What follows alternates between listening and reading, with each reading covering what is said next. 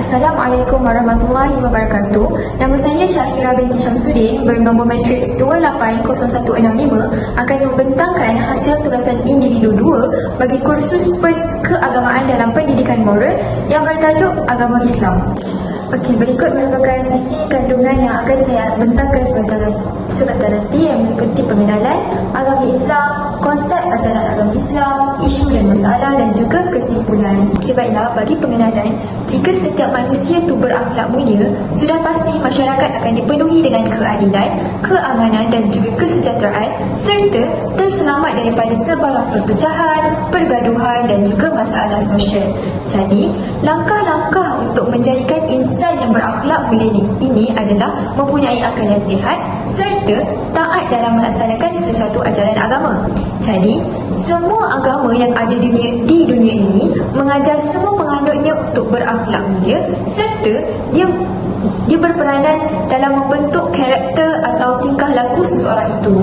Jadi, kepentingan agama bagi setiap manusia ini adalah membentuk jiwa dan diri yang bersih. Bagi objektif penulisan ini adalah untuk menguraikan dengan lebih mendalam tentang sebuah agama rasmi di Malaysia, iaitu agama Islam. Hal ini kerana penulisan ini merangkumi tentang pengetahuan asas tentang agama Islam, konsep-konsep ajaran Islam dan juga isu dan masalah yang timbul dalam masyarakat yang beragama Islam. Seterusnya, sumber dan rujukan yang digunakan bagi menghasilkan penulisan ini adalah dari buku, jurnal, artikel dan juga sumber internet. Bagi definisi agama Islam, Islam merupakan perkataan yang berasal daripada bahasa Arab di mana ianya membawa maksud sejahtera, aman dan harmoni. Seterusnya, definisi Islam dari segi istilah pula ialah percaya kepada Tuhan yang Esa dengan keyakinan yang sepenuhnya, justru mentaati dan mematuhi segala perintahnya serta menolak dan meninggalkan segala larangannya. Jadi, agama Islam ini membawa maksud suatu pegangan hidup atau cara hidup umat yang mengikutinya serta ianya dapat menjamin keselamatan di dunia dan di akhirat. Terusnya saya akan membentangkan tentang konsep-konsep ajaran agama Islam. Konsep yang pertama adalah konsep ad-din al-Islam. Yang kedua adalah konsep ajaran Islam dari segi ibadah. Dan terakhir adalah konsep ajaran agama Islam dari segi akhlak. Pada dasarnya, konsep ad-din al-Islam ni terbahagi kepada dua, iaitu ad-din al-fitrah dan ad-din as-samawi ilahi.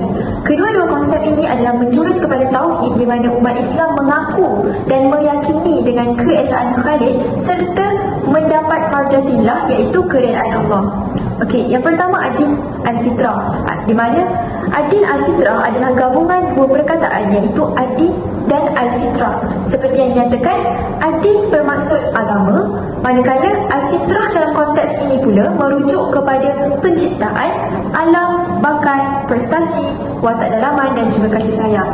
Jadi, ad-din al-fitrah ini membawa maksud agama fitrah ciptaan Allah. Di samping itu, ad-din as-samawi ilahi pula membawa maksud agama yang diturunkan dari langit.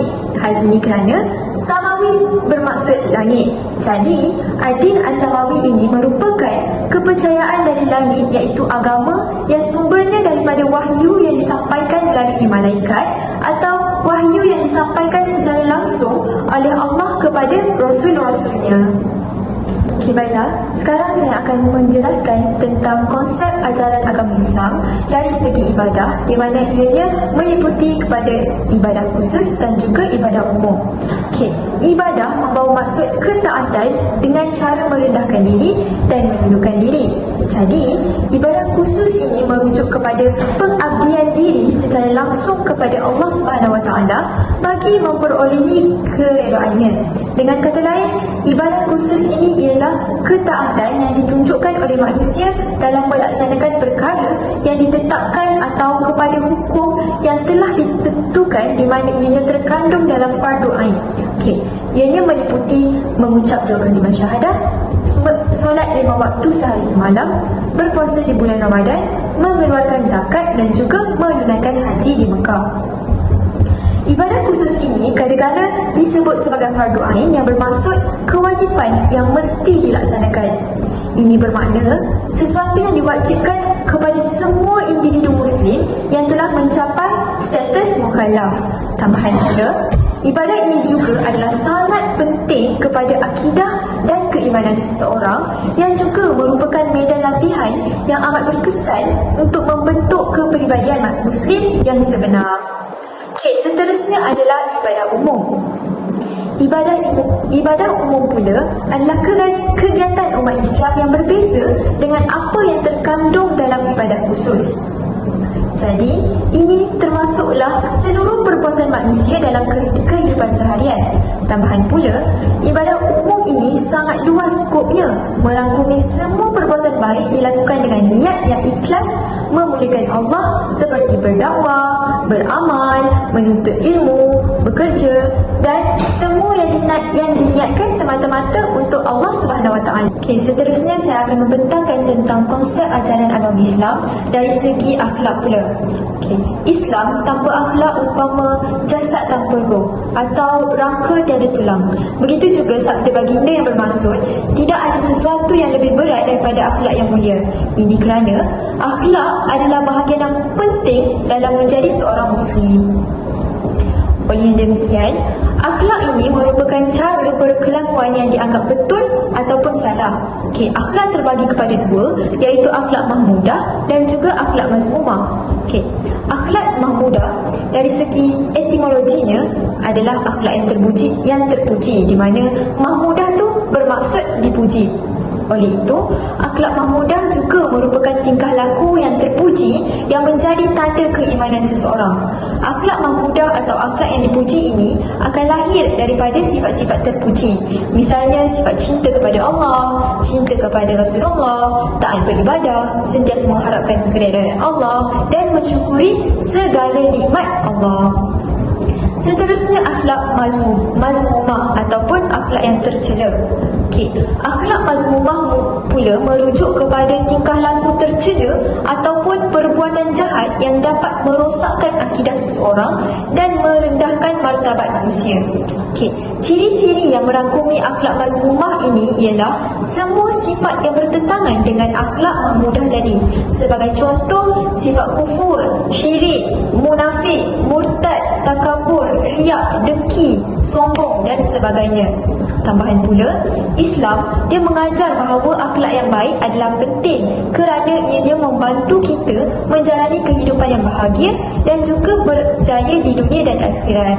Jika kita mengamalkan akhlak yang buruk, kita mungkin akan menghadapi masalah yang serius dalam kehidupan sekarang ataupun di akhirat kelak. Antara kesan atau akibat manusia menunjukkan tingkah laku yang buruk ni adalah amalan menjadi rosak, mati dalam kematian yang buruk, tidak rasa tenang dalam kehidupan serta tidak disukai oleh orang sekeliling. Seterusnya saya akan membincangkan tentang isu dan masalah yang berlaku dalam masyarakat dalam agama Islam. Terdapat beberapa isu dan permasalahan yang wujud dalam kalangan masyarakat yang melibatkan agama suci ini. Hal ini menjurus kepada isu masalah yang berlaku sekiranya seseorang individu tu tiada kefahaman yang jelas yang menyebabkan kekeliruan terhadap konsep-konsep utama dalam Islam. Seterusnya, keimanan yang tidak kukuh dan kuat ini juga menyebabkan timbulnya pelbagai isu dan masalah dalam masyarakat yang melibatkan umat Islam itu sendiri.